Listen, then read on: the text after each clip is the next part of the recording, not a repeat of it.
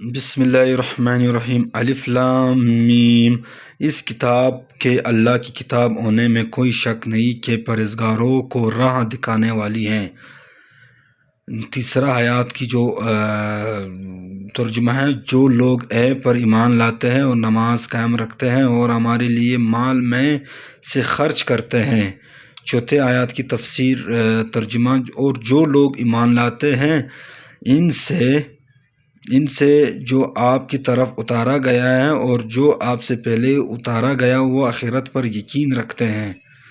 اس کے بعد یہی لوگ اپنے رب کی طرف سے ہدایت پر ہیں اور یہی لوگ فلاح اور نجات پانے والے ہیں۔ کافروں کو اس کا ڈرانا برابر ہے، یہ لوگ ایمان نہ لائیں گے۔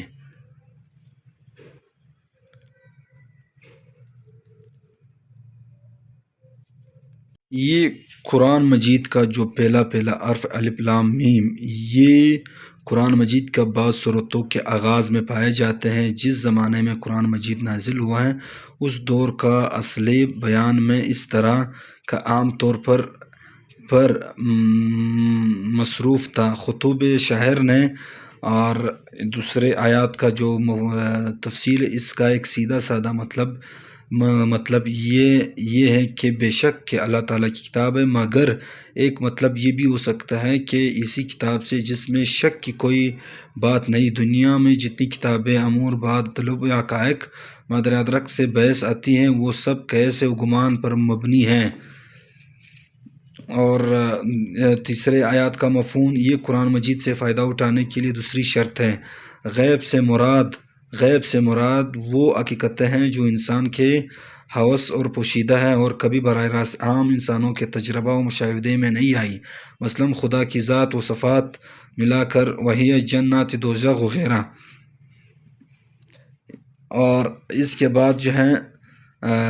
کے بعد جو ہے یہ پانچویں شرط ہے کہ آدمی ان تمام کتابوں پر برحق تسلیم کرے جو وحی کے ذریعے سے خدا نے محمد صلی اللہ علیہ وآلہ وسلم اور اس سے پہلے انبیاء پر مختلف زبانوں اور ملکوں میں نازل کیے۔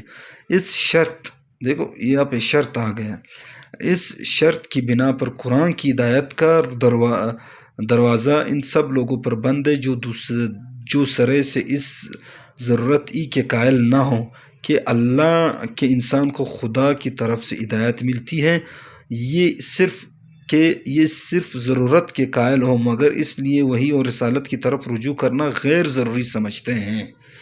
تو یہ رہی آپ سب کی نذرانے میں قرآن مجید کی تفسیر جو ہم نے آپ کو پیش کر دی۔